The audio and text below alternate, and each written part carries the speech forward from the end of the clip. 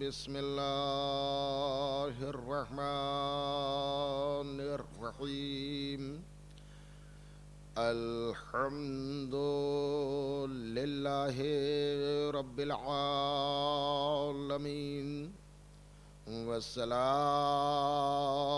والسلام علی اشرف الانبیاء والمرسلین وخاتم النبیین وطہ ویاسین ومولانا ومولا الثقلین امام الحرمین صاحب کعبہ قوسین جد الحسن والحسین ابی القاسم محمد وآلہ اہل بیتہ الطیبین الطاہرین المعصومین المظلومین ولعنت اللہ علی اعدائہم ومنکر فضائلہم وغاصب حقوقهم اجمعین من الان الى قیام یوم الدین اما بعد فقد قال اللہ سبحانہ تبارک وتعالی فی کتابہ المبین وہو اصدق الصادقین وقولہ الحق بسم اللہ الرحمن الرحیم قل لا اسألکم علیہ اجرا الا المودۃ فی القربى صلوات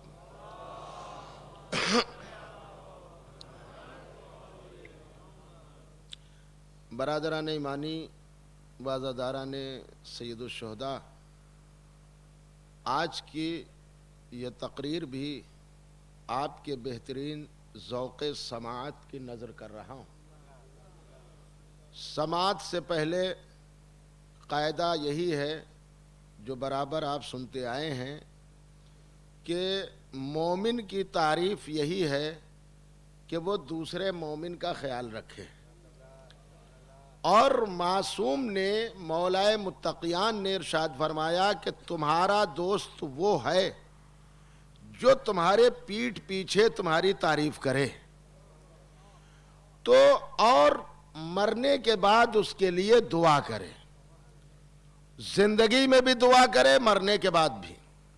یہ حقیقی دوست کی پہچان ہے۔ تو آئیے ہم اور آپ سب مل کر سب سے پہلے دعا کرتے ہیں کہ پروردگار تجھے واسطہ محمد آل محمد کا، خصوصاً امام حسین کی مظلومی کا واسطہ، حاضرین میں جتنے بھی مومنین پریشان حال ہیں ان سب کی پریشانی کو دور فرما۔ پروردگار تجھے واسطہ سید سجاد کی بیماری کا، حاضرین میں جتنے بھی بیمار ہیں ان سب کو شفاء کاملہ عطا فرما۔ یا اللہ تجھے واسطہ محمد آل محمد کا اور خصوصاً بی بی زہرا کے شکستہ پہلو کا واسطہ، پوری دنیا میں جہاں جہاں بھی مومنین پریشان حال ہیں ان سب کی پریشانی کو دور فرما۔ یا اللہ کل جہان میں جہاں جہاں بھی مومنین موجود ہوں، جان، مال، عزت، ناموس کی حفاظت فرما۔ یا اللہ تجھے واسطہ محمد آل محمد کا عزائے حسین کو فروغ عطا فرما، دشمنان عزا کو نیست و نابود فرما۔ یا اللہ تجھے واسطہ محمد آل محمد کا، خصوصاً حاضرین میں جن مومنین نے مجھ سے دعا کے لیے کہا ہے ان سب کی دعاؤں کو آل محمد کے صدقے میں قبول فرما۔ اور ایک بندہ مومن نے جیسا کہ مجھ سے بیان کیا کہ یہاں شبیہ بنانے والے باقر علی صاحب، ان کے والدہ بیمار ہیں اور ان کا بیٹا بیمار ہے، آپ حضرات ان کے لیے بھی دعا کر دیں کہ پروردگار آل محمد کے صدقے میں انہیں شفاء کاملہ عطا فرمائے، اور پوری دنیا میں جہاں جہاں بھی مومنین بیمار ہیں ان سب کو شفاء کاملہ عطا فرمائے۔ ایک صلوات پڑھیں بآواز بلند محمد آل محمد۔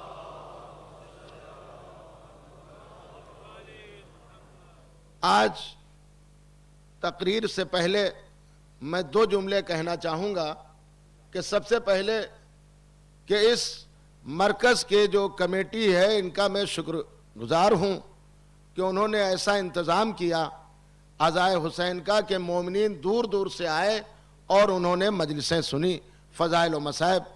اور دوسرا شکریہ ہے یہاں کے گورنمنٹ کا, حکومت کا, کہ انہوں نے ہمارے لیے اتنے اچھے انتظام میں کوآپریشن کیا, مدد کی. میں ان کے لیے ان کا بھی شکریہ ادا کرتا ہوں. اور اسی لیے مولا کائنات نے ارشاد فرمایا ہے, یہ نہج البلاغہ میں موجود ہے, کہ تمہارے لیے بہترین شہر وہ ہے جو تمہارے رزق کا بوجھ اٹھائے. تو ہمارے لیے یہاں رزق کا بھی بوجھ ہے اور حسین کی عظمت کا بھی ہمارے پاس وہ ہے. ایک صلوات پڑھیں محمد آل محمد.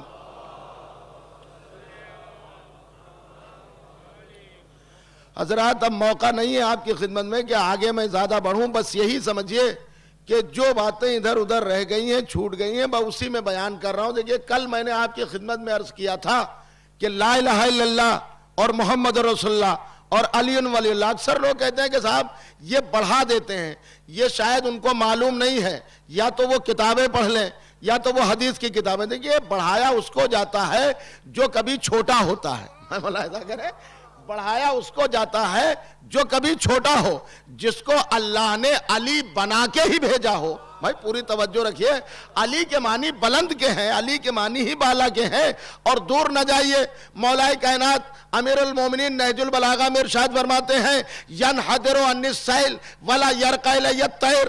آبشار علم میری ذات سے ہو کر گزرتا ہے اور طائر فکر کی پرواز ہماری منزلت تک نہیں پہنچ سکتی. یہ طائر فکر کیا ہے؟ ذہن انسانی. مولا فرماتے ہیں نہج البلاغہ میں عقل انسانی, ذہن انسانی ہماری منزلت تک نہیں پہنچ سکتی. کیوں؟ اس لیے کہ یہ انسان کی عقل, انسان کا ذہن یہ اڑتا رہے, فضاؤں میں چلتا رہے, بکھرتا رہے.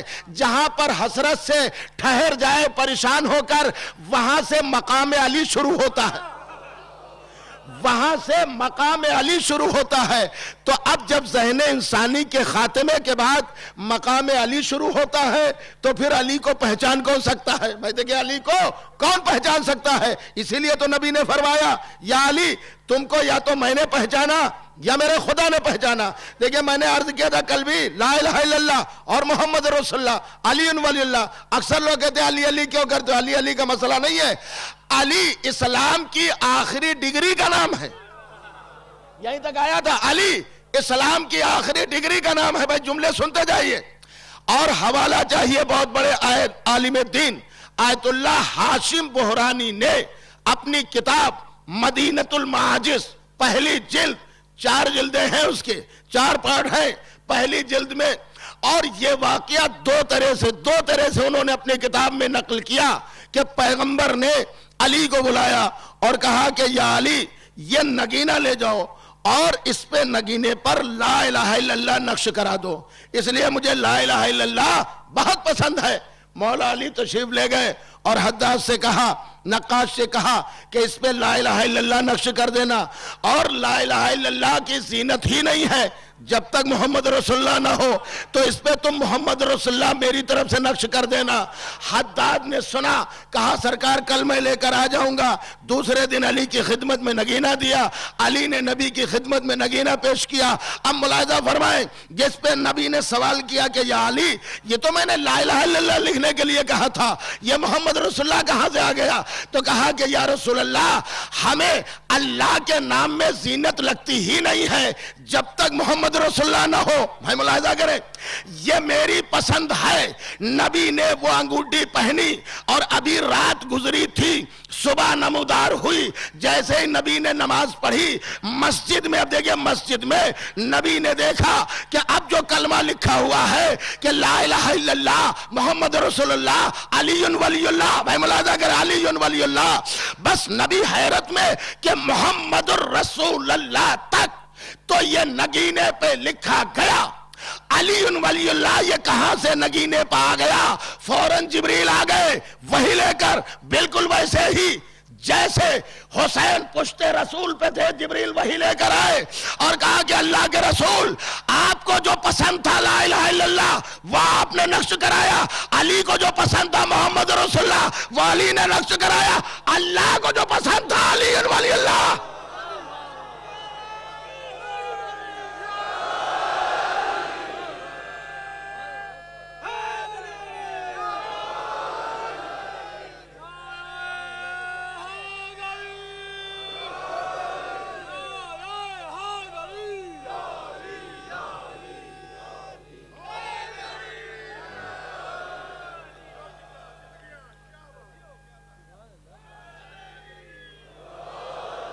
ایک بات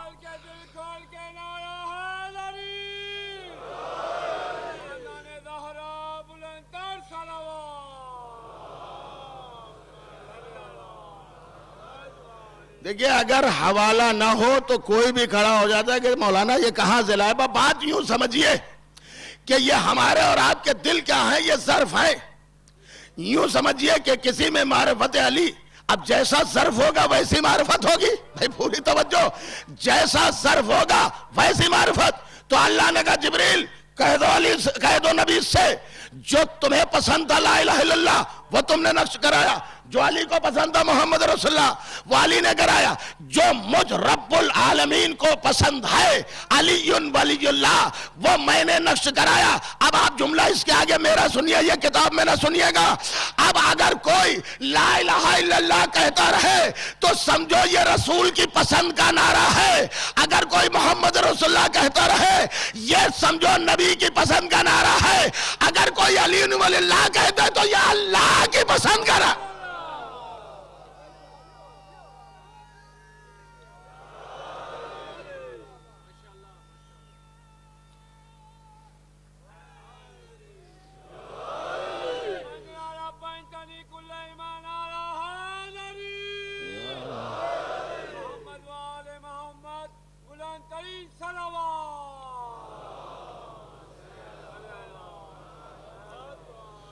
محبت کا جب خمار آگے بڑھتا ہے تو یہی بہلول بن جاتا ہے، یہی سلمان بن جاتا ہے، یہی مقداد بن جاتا ہے. دیکھیں علی ایسی شخصیت ہے کہ جس کے لیے نبی نے فرمایا کہ یا علی تم نے ہر نبی کی مدد پوشیدہ طور پر کی اور میری مدد کھل کے کی. دیکھیں بہت سی چیزیں ہوتی ہیں جو ادب مانے ہوتا ہے. ادب ہمارے ہاں اسلام میں سب سے بڑا ادب کو بنایا گیا. ادب بہت بڑی چیز ہے، اس سے بڑی چیز نہیں ہے. کیا جیسے پیغمبر نے پوچھا تھا کہ یا علی آپ نے نماز عصر پڑھی یا نہیں پڑھی؟ دیکھیں عرض کر چکا ہوں، ہو گیا کہ ذہن میں بات. جب نبی علی کے زانوں پر سر رکھے ہوئے تھے تو دیکھیں اگر کوئی اور بھائی ہوتا تو وہ پہلے ان سے پوچھتا اور حضور آپ نے پڑھی؟ بھائی دیکھیے عجیب بات ہے، آپ نے پڑھی نماز جو آپ کہہ رہے ہیں. مگر علی جانتے ہیں کہ ادب اہل بیت کیا ہے. تو آپ نے فرما دے کہ ہمارے ادب کس بانوں میں ہے. دیکھیں جناب عباس 4 بھائی تھے، خود جناب عباس 4 بھائی تھے. جناب عباس کا نام پوری طور سے سب جانتے ہیں. ہو سکتا ہے ان کے اور بھائیوں کے نام لوگوں کو نہ معلوم. کیوں؟ اس لیے یہ اہل بیت کا ایک وتیرہ ہے کہ جب بڑا بولتا ہے تو چھوٹا خاموش رہ کے تائید کرتا ہے. چھوٹے نہیں بولتے. اسی لیے جتنے مصائب ثانیہ زہرا کے ہیں اتنے ہی مصائب بی بی ام کلثوم کے ہیں، مگر نام زیادہ نہیں. کیوں؟ اس لیے کہ جب بڑا بولتا ہے، یہ ان کے خاندان کا ایک طریقہ ہے، تو چھوٹا خاموش رہ کے اس کی تائید کرتا ہے. تو اب نبی جب معراج سے واپس آئے، بھائی ملاحظہ کریں، نبی جب معراج سے واپس آئے تو اب سارے لوگ آ رہے ہیں اور کوئی پوچھ رہا ہے سرکار جنت میں دیکھا کیا؟ دیکھیے جو میں نے موضوع بتا دیا تھا، آگے بڑھا دیا تھا، اسی کو سمیٹ رہا ہوں. سرکار حوریں کیسی تھی، سرکار غلمان کیسے تھے، اور جنت کیسی تھی، اور کوثر کیسا تھا، اور فرشتوں کو دیکھا اور کیا کیا باتیں ہوئی. تو نبی نے سب کو باتیں وہی بتائی جو دیکھا تھا. بس سلمان آ گئے نبی کے بز میں. وہ کہا کہ یا رسول اللہ یہ بتائیے آپ سے اور اللہ سے جو باتیں ہوئی تھی وہ کیا تھی؟ آپ سے اور اللہ کے درمیان جو باتیں ہوئی تھی وہ کیا تھی؟ کہا سلمان سوال کا جملہ ہی بتا رہا ہے کہ یہ تمہاری اپج ہی نہیں ہے، تمہارے ذہن میں آ ہی نہیں سکتا. یہ سوال بتا رہا ہے کہ اہل بیت کے ذہن سے نکلا ہوا سوال ہے. بھائی ملاحظہ کریں، اسی لیے جب نبی معراج سے واپس آ گئے تھے تو علی نے مسکرا کے سلام کیا تھا اور یہی تو کہا تھا کہ یا رسول اللہ اب آپ بتائیے معراج کا حال آپ بتائیں گے یا میں اپنی زبان سے ادا کروں؟ تو اس کا مطلب یہ ہے، بھائی ملاحظہ کریں، سنتے جائیے. اب ایک بات آ گئی، یہاں پہ موڑ دے رہا ہوں. معراج نبی کو کیوں ہوئی؟ کل بھی 2 جملے عرض کر دوں گا اگر موقع رہا. موقع نہیں ہے. کیا کیوں ہوئی معراج؟ اب ایک بات آج سنیے، ایک بات کل. یہ جو 14 معصومین کے نور، میں پوری ذمہ داری سے عرض کر رہا ہوں، یہ 13 نور تو وہ تھے جو ارحام اور اسلاب میں منتقل ہوئے. اسی لیے تفسیر نمونہ جلد اول آیت اللہ ناصر مکارم شیرازی نے روایت کی ہے کہ ہمارے اور آپ کے 8ویں امام حضرت امام علی الرضا علیہ السلام پوچھا گیا مولا سجدہ آدم کا، تو کہا آدم کے سجدے کے لیے 2 باتیں تھی. کیا تھا مولا؟ کہا ایک تو سجدہ اللہ کو لیے تھا، اللہ کے لیے تھا.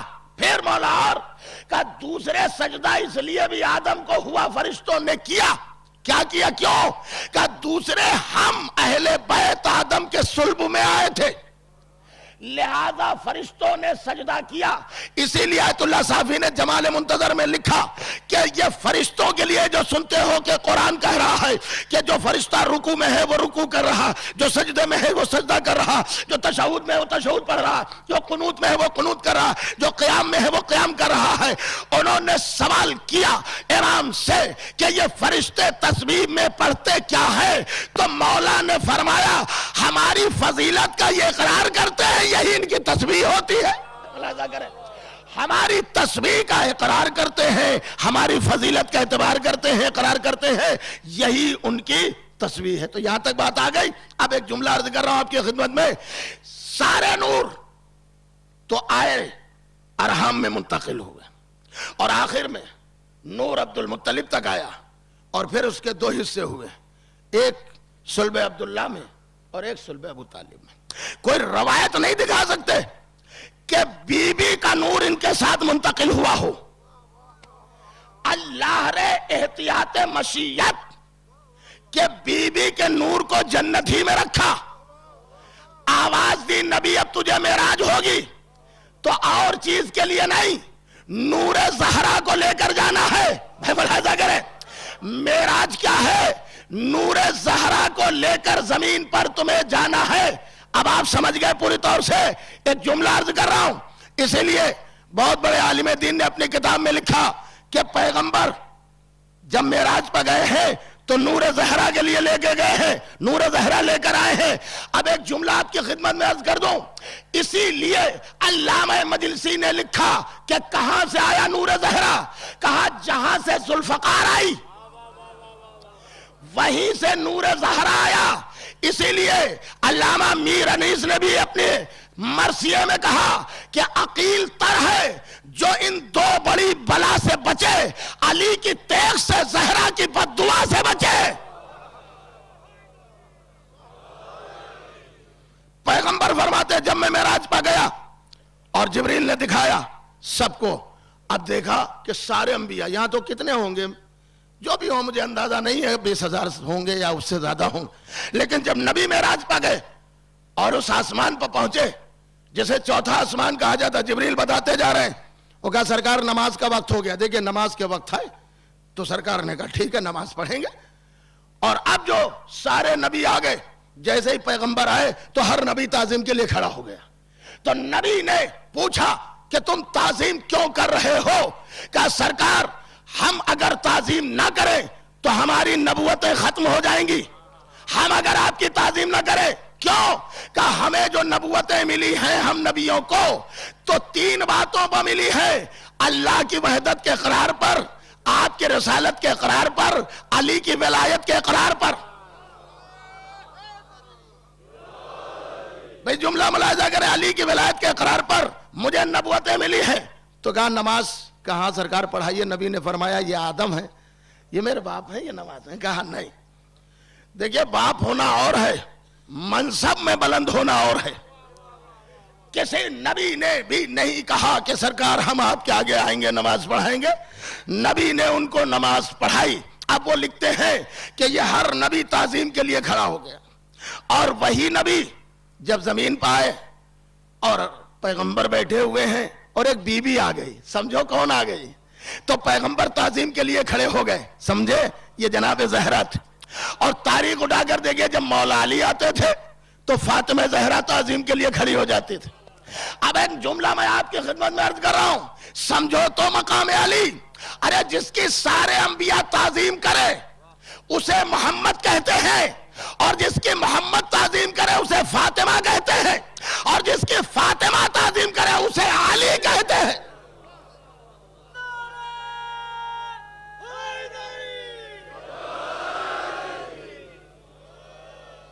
ایک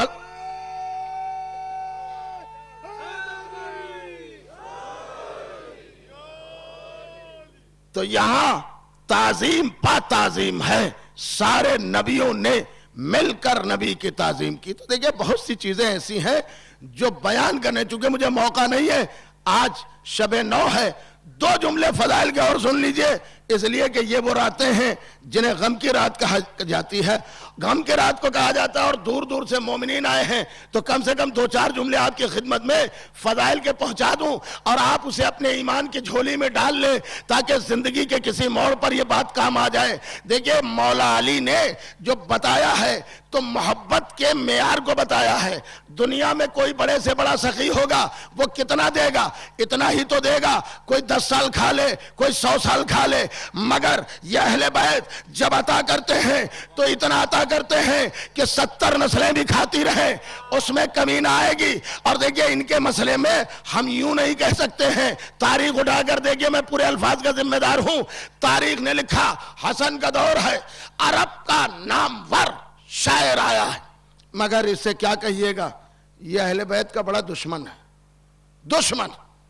اور گھوڑے سے اترا، کہا حسن کہاں ہے؟ شہزادہ حسن کی طرف اشارہ کیا صحابیوں نے. آیا، سلام کیا، بیٹھ گیا. امام کے ایک صحابی بیٹھے تھے. بھائی سنیے، یہی ہے معرفت. وہ کہہ رہے تھے مولا کچھ عطا کر دیجئے. امام نے فرمایا صبر کرو، میرے پاس ابھی کچھ نہیں ہے، فی الحال نہیں ہے، صبر کرو، کہیں سے آئے گا تو دے دیں گے. اتنے میں یہ شاعر آ گیا. بڑی نامور شخصیت ہے، کتابوں میں اس کے جیسا قصیدہ مولا علی کی شان میں ابھی تک کسی نے کہا نہیں ہے، اور ہے اہل بیت کا کٹر دشمن. آیا اور آنے کے بعد کہا کہ مولا آپ کے بابا کی شان میں قصیدہ کہہ کے لایا ہوں، نیا قصیدہ. کہا سناؤ. اب جو اس نے قصیدہ سنانا شروع کیا، امام حسن جھومنے لگے. ارے کیا کہنا، ارے کیا کہنا. اور قصیدے کے اشعار تھے، کیا زہرا کا شوہر کوئی اور علی ہو سکتا ہے؟ کیا زہرا کا شوہر علی کے علاوہ کوئی اور ہو سکتا ہے؟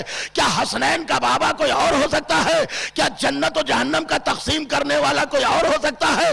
کیا کائنات کا مولا کوئی اور ہو سکتا ہے؟ بھئی یہ تعریف کرتا جا رہا تھا، حسن جھومتے جا رہے تھے. جب وہ کہہ چکا تو امام نے فرمایا بیچے گا. جملہ سنیے، بیچے گا. کہا مولا بیچنے ہی کے لیے تو لایا ہوں قصیدہ. کیا ہے قیمت؟ کہا 10,000 دینار. امام نے اب اسی سے کہا، دیکھئے یہ عقیدے کا کمزور تھا. کہا جا اس حجرے میں جا، وہ 10,000 کی تھیلی اٹھا کر لا جس میں دینار ہے. یہ چلا، مگر سوچتا ہوا ابھی میں نے کہا تھا تو امام نے کہا تھا ہے نہیں، ابھی کہا تھا تو ہے نہیں، اور آپ کہہ رہے ہیں مولا یہ کیا کہہ رہے ہیں؟ امام نے بیٹھے بیٹھے اندھا آواز دی کہ صحابی شک نہ کرنا ورنہ ایمان ختم ہو جائے گا. نہیں تھا جب میں نے پہلے کہہ دیا تھا تو نہیں تھا، لیکن اب جب میں نے کہہ دیا ہے تو ہے. بس ملاحظہ کریں، جب میں نے آپ کہہ دیا کہ ہے تو ہے، اور اب جب لے کر آیا سامنے ڈال دیا، یہ لے، سلام کیا اور چلا. تو کہا مولا یہ ایک بار آیا، ایک قصیدہ سنا کے اتنا مال لیے چلا گیا، اور ہم لوگ ہر وقت آپ کے مولا ہی. تو امام نے فرمایا تمہیں معلوم نہیں ہے، میرے جد پیغمبر نے فرمایا، میرے نانا نے، کہ جو ہم اہل بیت کی شان میں ایک شعر کہتا ہے، جنت میں اس کا ایک مکان تیار ہوتا ہے، جنت میں اس کا ایک گھر تیار ہوتا ہے. تو اس میں شرط نہیں لگائی کہ ہندو کہے، کہ عیسائی کہے، کہ مجوسی کہے، کہ یہودی کہے، کہ مسلمان کہے، کہ شیعہ کہے. جو ہم اہل بیت کی شان میں ایک شعر کہتا ہے، جنت میں اس کا ایک گھر بنتا ہے. اب یہ تو میرے بابا کا دشمن تھا، میرے نانا کا دشمن تھا، میرے خاندان کا دشمن تھا. اگر ہم یہاں اسے عطا نہ کرتے تو یہ حشر میں جنت کا طلبگار ہو جاتا، حشر میں جنت کا طلبگار ہو جاتا. اور آواز دی صحابی سن، جو ہمارا ہے ہم اسے اسی دنیا میں بھی دیتے ہیں اور وہاں جنت سے بھی نواز دیتے. صلوات پڑھے محمد آل محمد.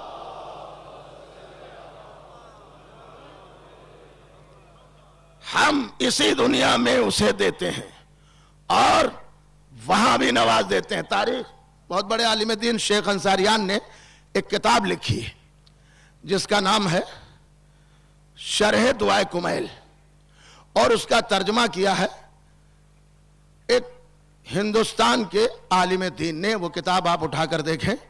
نجف میں جالی پکڑ کے ایک عالم دین کہہ رہا ہے مولا آپ کے تو روزے میں سونا ہی سونا نظر آ رہا ہے، مگر میں ہوں جو فاقہ کر رہا ہوں. مولا محبت کی شان تو یہ ہے کہ آپ مجھے بھی کھلائیں اپنے در سے، سبھی کھاتے ہیں آپ کے در سے. آواز آئی اگر نجف میں رہنا ہے تو ایسے ہی تقوی کے عالم میں رہو، لیکن اگر زیادہ تمہیں ضرورت ہے تو تم ہندوستان چلے جاؤ. اور مولا نے فرمایا ایک مصرع، میں ملاحظہ کریں، ایک مصرع پڑھ دینا. کیا؟ ایک مصرع پڑھ دینا اور پھر دیکھنا وہاں پہ کیا ہوگا. کہا مولا کہاں؟ کہا ہندوستان چلے جاؤ. دیکھیں میں کتاب کے حوالے سے اسی لیے نقل کر رہا ہوں. ہندوستان میں حیدرآباد، دکن، فلاں شہر، فلاں گلی میں زمیندار ہے. بھئی یہ تم مصرع پڑھ دینا اور پھر علی کی سخاوت کا تماشا دیکھنا.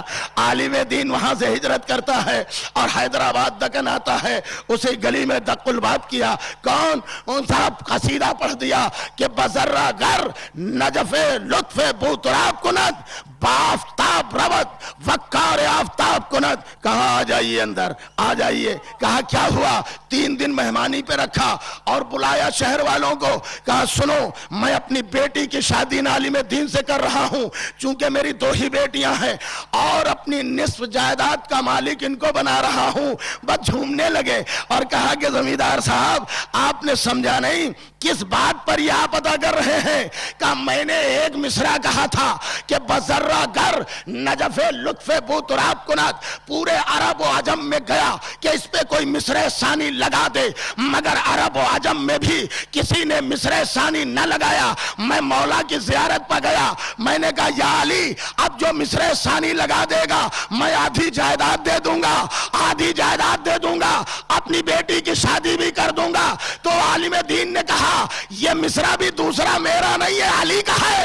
اللہ ایسا کرے، مصرع بھی میرا نہیں ہے، علی کا ہے. تو سوچو تو علی جسے عطا کرے وہ تھوڑا نہیں ادا کرتے. مانگنے کا بھی سلیقہ تو ہو، پہچاننے کا سلیقہ بھی تو ہو کہ یہ معرفت کے اس بلند درجے پر فائز ہے کہ انہیں پہچاننا ہر شخص کا ضروری فرض ہے. اسی لیے تاریخ نے لکھا کہ پیغمبر کے پاس ایک شخص آیا ہے، یہ اسے خوب جانتے ہیں آپ. کون؟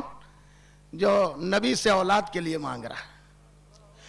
نبی نے فرمایا اللہ محفوظ ہے تیری قسمت میں کوئی اولاد نہیں ہے. چلا مسجد سے روتا ہوا. اکثر لوگ کہتے ہیں مسجد کے واقعات ہے، علی نے انگوٹھی کیسے سائل کو دے دی، علی کیوں دے دی؟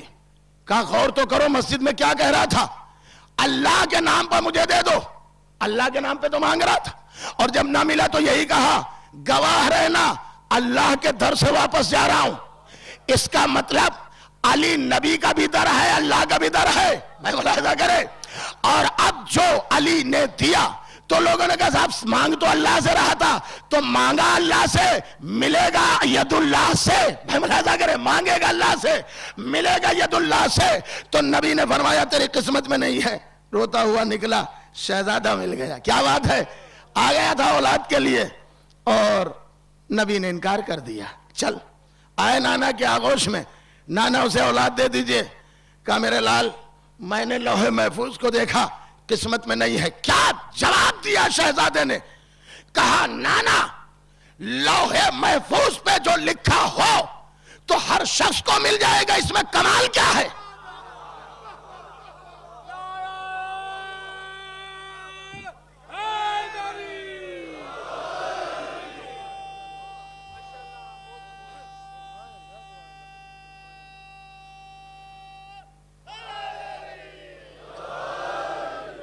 لوح محفوظ پہ جو لکھا ہو جس کے لیے تو اس کو تو ملے گا ہی.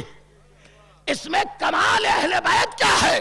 نانا اہل بیت کا کمال تو یہ ہے کہ جو نہ لکھا ہو وہ مل جائے. تو کہا میرے لال میں لوح محفوظ دیکھ رہا ہوں. کہا نانا آپ دعا کریے اور میں آمین کہہ رہا ہوں، اللہ اس کو 3 اولادیں عطا کرے گا. کہا میرے لال اس کی قسمت میں لوح محفوظ پہ نہیں اور اس میں صلاحیت بھی نہیں، اس کے زوجہ بھی باندھ ہے. تو کہا نانا پھر زکریا کی زوجہ بھی تو قرآن نے کہا بانجھ تھی، اللہ نے اپنی قدرت سے عطا کیا، تو ہم بھی تو اللہ کی قدرت ہے، ہم اہل بیت بھی تو اللہ کی قدرت ہے۔ کہا میرے لال اس کے لیے نہ کہو کہ نانا دعا کریے اللہ اس کو 7 اولادیں دے دے۔ جبریل آ گئے، کہا اللہ کے رسول اب اللہ کا حکم ہے کہ اب دیکھیے، اب اللہ کا حکم ہے، اب دیکھیے۔ اب جو نبی نے سر اٹھایا تو دیکھا لوح محفوظ پہ مقدر لکھا ہوا، تو کہا جبریل یہ کیسے؟ کہا مشیت کے دوسرے نام کو حسین کہتے ہیں۔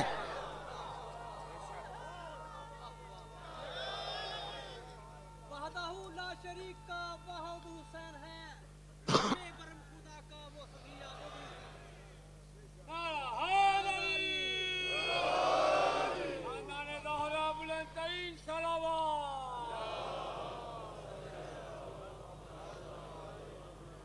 یہی تو ہے عطا کرنے والے، پہچانو تو۔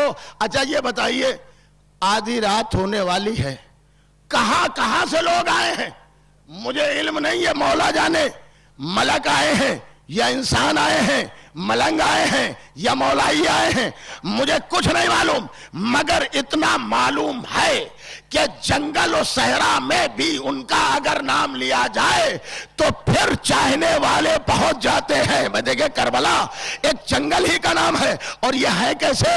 ان کا نور جہاں پہنچا منزلت کو بدل دیا، پہلے مکہ ہی تھا لیکن جب یہ وہاں آ گئے تو اسے معظمہ بنا دیا، خالی مدینہ تھا، جب ان کا نور وہاں پہنچا تو اسے مدینہ منورہ بنا دیا، خالی مشہدی تھا لیکن جب نور پہنچا تو مشہد مقدس بنا دیا، خالی کربلا تھا لیکن جب یہ آیا تو اب کربلا نہ رہنے دیا، کربلا معلیٰ بنا دیا۔ دیکھو ان کو مانگو تو یہ دیکھو تو یہ کون ہے۔ اور آج ذرا غور سے سوچو، پوری دنیا میں اسے دیکھ رہے ہوگے کہ یہ کپڑا ہے، پرچم ہے، کہاں کہاں نکلتا ہے، یہ بتا دیجئے۔ علامہ مرحوم جوادی نے بھی اپنے تبصرہ نے اپنی کتاب میں اور بہت سی کتابوں میں بھی ہے کہ یہ پرچم ہے۔ لوگ کہتے ہیں کہ یہ پرچم عباس ہے، میں نہیں مانتا، میں تو یہ سمجھتا ہوں کہ یہ پرچم اسلام ہے، پرچم اسلام ہے۔ اب یہ الگ بات ہے کہ اسلام کے پرچم کو صاحب پرچم نے عباس کے حوالے کر دیا، ورنہ یہ پرچم عباس نہیں ہے، یہ پرچم اسلام ہے۔ عجب آپ دیکھئے کہ پرچم کے معنی ہے کہ علم اٹھایا جا رہا ہے، اٹھتا ہے۔ دنیا میں تقریباً 250 ملک ہیں، جو بھی ملک جہاں تک ہے اس کا پرچم، اس کا جھنڈا وہیں تک نکلے گا جہاں تک کہ اس کی حکومت سے باہر نہیں نکلے گا۔ ہندوستان کا پرچم ہندوستان تک لہرائے گا، باہر نہیں لہرائے گا۔ پاکستان کا پرچم پاکستان تک لہرائے گا، امریکہ کا پرچم امریکہ تک لہرائے گا۔ ہم نے کہا کہ صاحب ہم تو پاکستان سے محبت کرنے والے ہیں، پاکستان کا پرچم اپنے ہندوستان میں اٹھا لیا کیا ہوگا؟ فوج آئے گی اور مجھے گرفتار کرے گی اور کہے گی اس کو جیل میں ڈال دو۔ کیوں؟ کہا قاتل کی ضمانت ہو جائے گی، ان کی ضمانت نہیں ہوگی۔ کہا کیوں؟ کہا تم نے ملک سے غداری کی۔ بھائی ملاحظہ کریں، ہمارے ملک میں کسی غیر کا پرچم کیوں اٹھایا؟ تو میں نے کہا یہ ہوتا کیا ہے؟ کہ اس کا مطلب پرچم کا ہوتا ہے کہ جتنے حصے میں، جتنے ملک کے حصے پر تمہاری حکومت ہوگی وہاں تک تمہارا پرچم لہرائے گا، پوری دنیا میں تمہارا پرچم نہیں لہرائے گا، جو جتنا ملک ہے وہاں تک اس کا پرچم لہرائے گا۔ تو میں نے کہا اچھا اب یہ بتاؤ کہ پھر یہ بھی تو ایک پرچم ہے، یہی پرچم امارات میں لہرا رہا ہے، یہی ہندوستان میں لہرا رہا ہے، یہی پاکستان میں لہرا رہا ہے، یہی امریکہ میں ہے۔ اس کا مطلب یہ ہے کہ پوری دنیا عباس کے قبضے میں ہے۔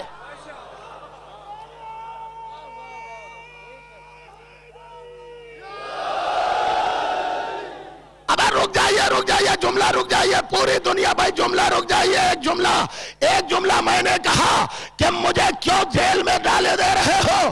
کہا تم نے یہ پاکستان کا جملہ سنیے، پرچم کیوں لہرا دیا؟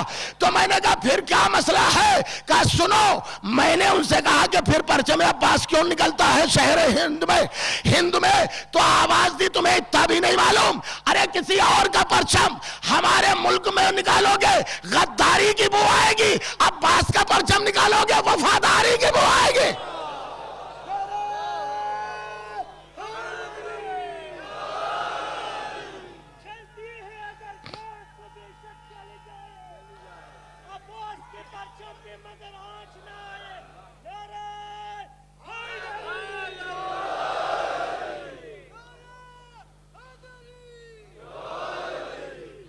اسی لیے کسی شاعر نے اس پہ 4 مصرے کہہ دیا، میں کہتا ہوں یہی کافی ہے۔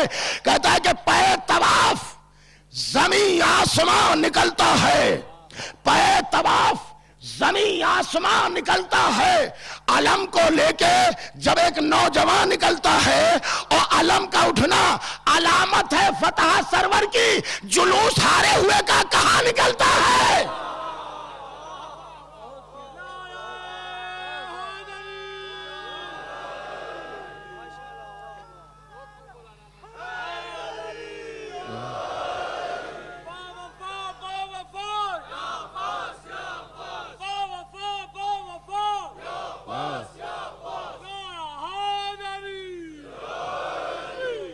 یہ ہمارے ہندوستان میں ہوتا ہے، جو ہار جاتا ہے جلوس اس کا نہیں نکلتا، جو جیتتا ہے جلوس اس کا نکلتا ہے۔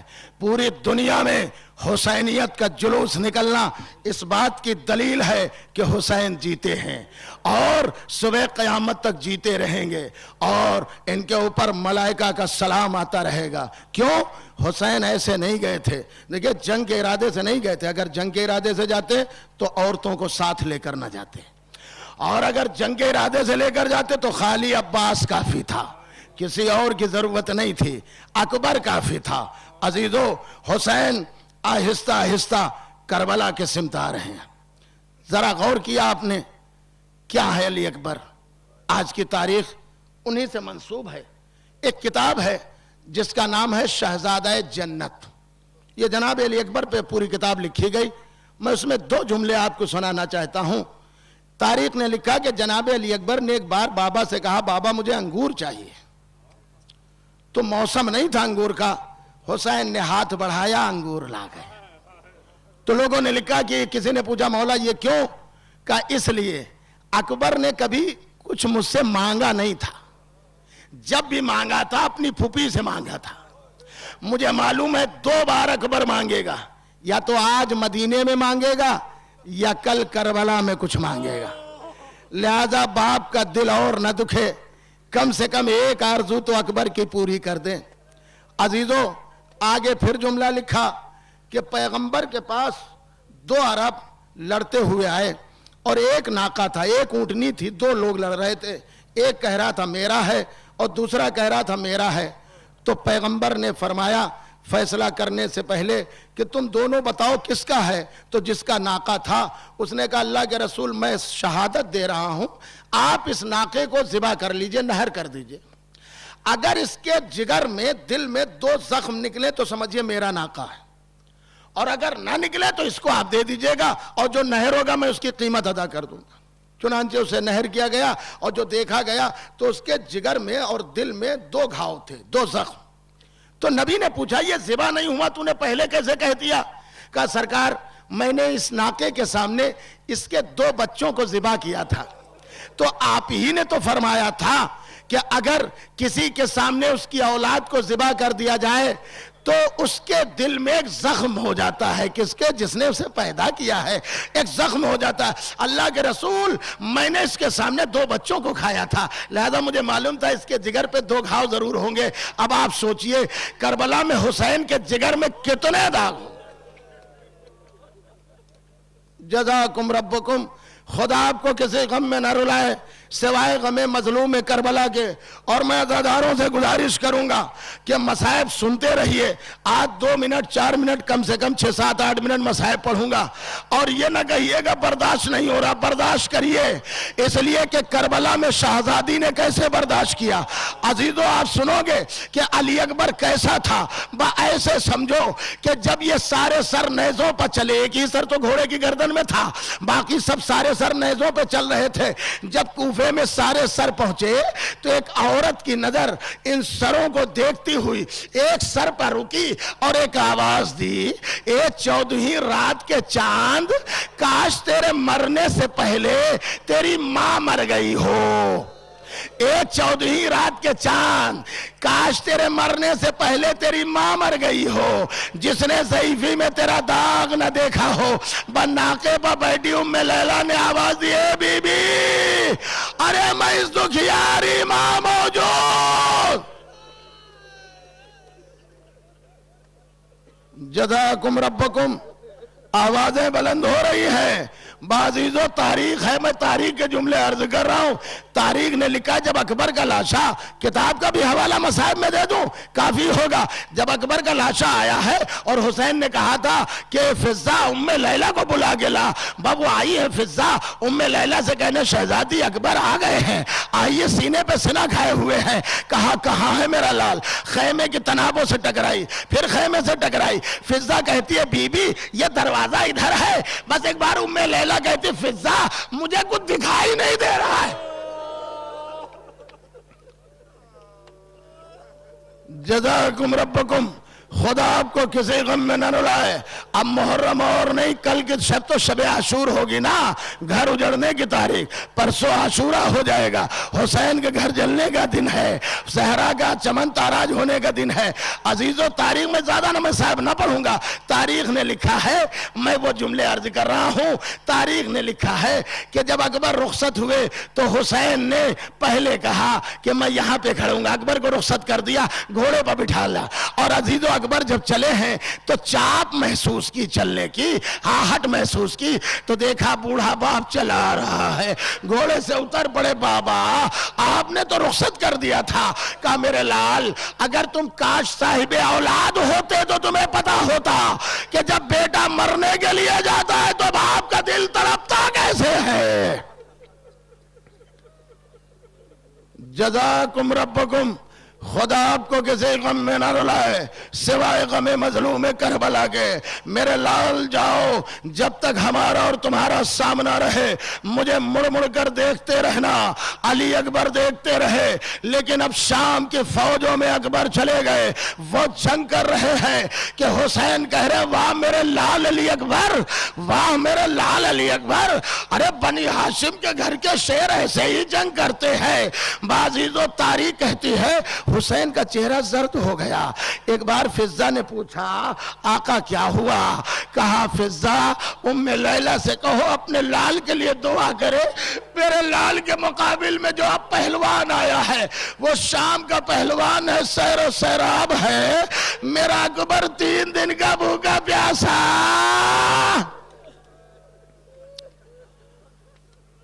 جزاکم ربکم. بس ایک بار ام لیلا نے دعا کی, یا اللہ یعقوب کو یوسف سے ملانے والے میرے یوسف کو مجھ سے ملا دے. حسین کہتے ہیں فضہ اب کہہ دو دعا نہ کرے. اکبر کامیاب ہو گیا. اور عزیزو ایک جملہ روک کے کہہ رہا ہوں, یہی وہ شہید ہے جو میدان میں جانے کے بعد پھر واپس آیا ہے, ورنہ حسین کے علاوہ کوئی واپس نہیں آیا. اتنی دور فوجوں کو علی اکبر نے بھگایا کہ بابا کے پاس آ گئے. بابا آپ نے میری جنگ دیکھی. ہاں میرے لال. کہا بابا اگر ایک قطرہ پانی مل جاتا. حسین تڑپ گئے. کہا علی اکبر اپنی زبان میرے زبان میں دے دو. علی اکبر نے اپنے زبان بابا کے دہن میں ڈالی, کھینچ لیا. بابا آپ کی زبان میں تو کانٹے پڑے ہوئے میرے لال. جاؤ تمہارے دادا حوض کوثر سے تمہیں سیراب کریں گے. بازی تو تاریخ کہتی ہے اکبر آئے, فوجوں نے کہا یہ علی کا بیٹا ہے, علی کا پوتا ہے, اسے بھی دھوکے سے مارا جائے. بازی تو تاریخ کہتی ہے کہ کمی گاہ سے ظالم نے اکبر کے سینے پر برچھی کا پھل مارا. علی اکبر ابھی گرے نہیں, گھوڑے کی گردن میں باہیں ڈال دی, آواز دی بابا میرا سلام آخر لے لیجئے. میں کہوں گا شہزادے ہر شہید نے تو پکارا ہے مدد کے لیے, آپ کیوں سلام بھیج رہے ہیں؟ کہ ابھی تک جب بھی کوئی جاتا کسی کے پاس میرا بابا جاتا تھا تو یا تو میں ہوتا تھا یا میرا چچا عباس ہوتا تھا. اب نہ چچا رہے نہ میرا بابا, اب میدان میں آنے کی زحمت نہ کریے گا. مگر عزیز و مصائب اب شروع ہوئے. باپ کا دل تھا, حسین نے اپنے دل کو قابو میں لیا. حسین چلے, میں نے خیمہ گاہ سے وہ جگہ دیکھی ہے کہ جہاں علی اکبر گھوڑے سے گرے ہیں. کربلا میں آج بھی وہ جگہ موجود ہے. بس سمجھئے جیسے میں یہاں پہ بیٹھا ہوں اور اس دروازے سے ڈبل کر لیجئے, اس سے زیادہ دوری نہیں ہے. مگر تاریخ نے لکھا حسین 70 سے 72 جگہ گرے. جب بھی گرتے تھے کہتے تھے یا علی مدد, یا علی مدد. اسی لیے میر انیس نے بھی کہا, ارے سنو, میر انیس نے بھی کہا کہ کبھی اٹھے تو کبھی شاہ مشرقین گرے. لکھا تو یہ ہے 72 جگہ حسین گرے.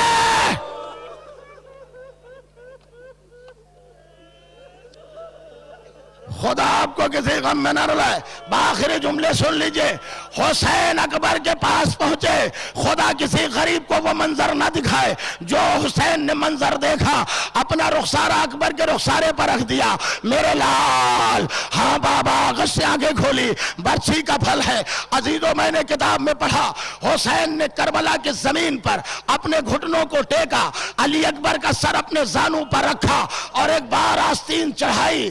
اکبر کی صدا آ رہی ہے, بابا برچھی کا پھل ہے.